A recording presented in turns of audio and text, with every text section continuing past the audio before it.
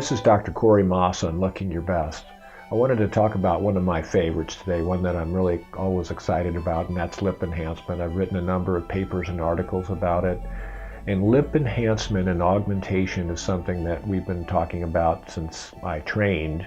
And the beauty is that now we have a lot more new tools that we can use, including a bunch of cosmetic filler, injectable fillers that we can do in the office that are totally comfortable, using a topical numbing anesthesia that's applied before the procedure, and the longer it's on for the first 30 minutes or even longer, the better in terms of numbing, as well as using anesthesia. We can use some laughing gas if we need to, but we can make a lip enhancement treatment totally comfortable, so people that are concerned about that shouldn't be, because we can make that treatment something that's lasting and a memorable and a experience that's very pleasant for anyone seeking enhancement of the lips.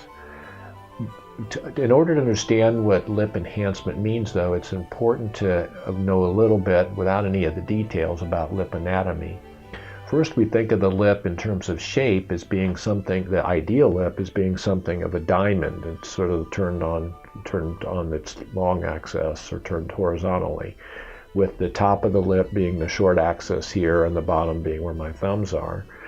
And that's the ideal lip. As we age, it tends a tendency to become more rectangular. The lip gets longer in width, if you will, and shorter in height. And when we talk about the lip, I'm talking now about the vermilion, or the red part of the lip, because that's an important part of the anatomy too.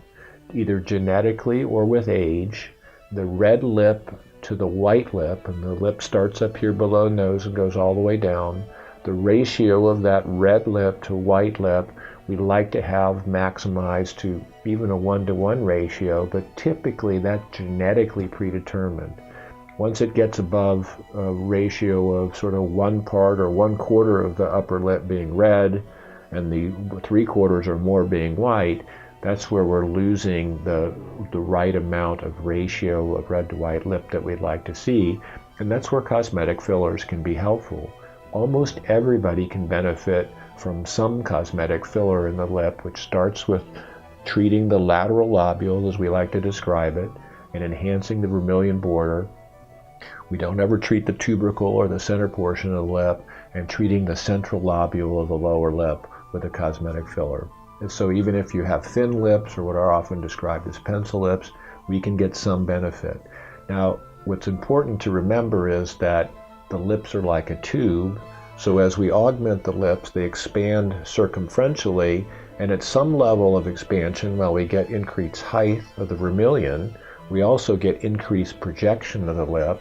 And if you do too much filler in an attempt to get the vertical height, that can make your lip stick out, or give what many patients refer to as fish lip or duck lip. I've heard all kinds of different descriptions of this, and I have many patients that come and specifically tell me what they don't want. I don't want to have the duck or the fish lip. So it's really important that the doctor or the provider doing the treatment understand that those ratios that we're trying to achieve, along with definition of the lip, can be exceeded to the point where it's not natural.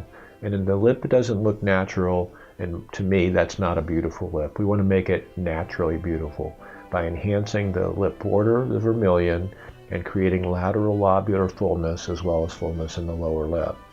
There are a number of cosmetic fillers that can be used for that are excellent. All of them have slightly different characteristics, and we've gotten into this before, but in general, we should go through those options, or you should go through those options with the physician or surgeon that you're talking to, or provider. And I think those concepts are really, really important. There are many surgical options that can be used that I've talked about before, and as I said, I've done a number of book chapters about this. So we don't want to limit ourselves to just cosmetic injections, but most people can start and have a very satisfactory response doing cosmetic fillers, enhancing the lip border or the lip roll, and creating more lateral volume, as well as treating the lower lip, and assuring in the end that lip projection stays even between the two lips and doesn't come out too far or over projecting the lip, giving that unnatural look. If you have any other questions about lip enhancement or augmentation, please don't hesitate to write or call. And I'd also just remind you that there are a number of very good surgical options which are long-lasting, like an upper lip lift, corner of the mouth lift, V-to-Y advancement procedures, which we'll talk about in more detail later.